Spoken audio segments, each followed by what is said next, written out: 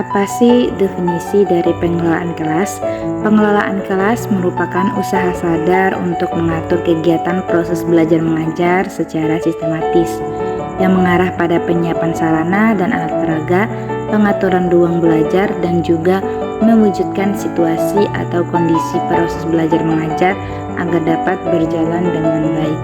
Konsep pengelolaan kelas. Menurut Penulis Keterampilan Pengelola Kelas memiliki beberapa komponen yaitu A. Menciptakan dan pemeliharaan iklim pembelajaran yang optimal.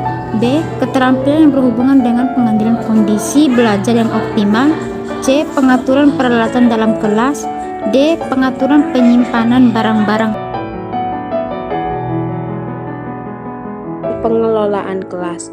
Nah, pengelolaan kelas ada proses pembelajaran yaitu model humanistik. Pada model ini, aplikasi teori belajar humanistik dalam prakteknya cenderung mendorong mahasiswa untuk berpikir induktif, dari contoh ke konsep, dari konkret ke abstrak, dari khusus ke umum, dan sebagainya. Teori ini mementingkan faktor pengalaman, ketertiban aktif mahasiswa di dalam proses belajar. Baik, saya akan menjelaskan mengenai model demokratik.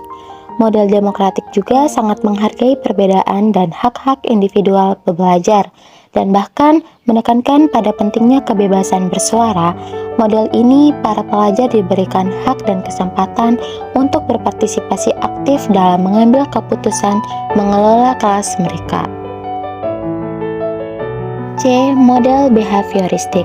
Behavioristik merupakan salah satu aliran psikologi yang memandang individu hanya dari sisi fenomena jasmania dan mengabaikan aspek-aspek mental. Dengan kata lain, behaviorisme tidak mengakui adanya kecerdasan, bakat, minat, dan perasaan individu dalam suatu belajar.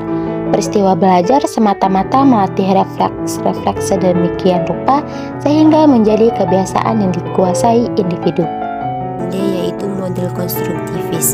Teori belajar konstruktivis memahami belajar sebagai proses pembentukan konstruksi pengetahuan. Si pelajar itu sendiri, pengetahuan ada di dalam diri sendiri.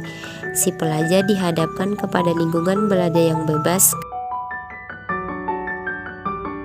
Faktor-faktor pengaruh pengelolaan kelas.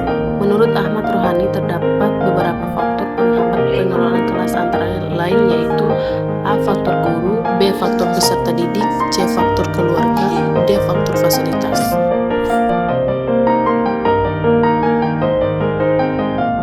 Adapun tujuan pengelolaan kelas. Tujuan pengelolaan kelas adalah untuk mewujudkan suasana belajar mengajar yang efektif dan menyenangkan, serta dapat memotivasi siswa untuk belajar dengan baik sesuai dengan kemampuannya dan menghilangkan hambatan yang dapat mengganggu pembelajaran sehingga dapat tercapainya efektivitas atau keberhasilan pembelajaran.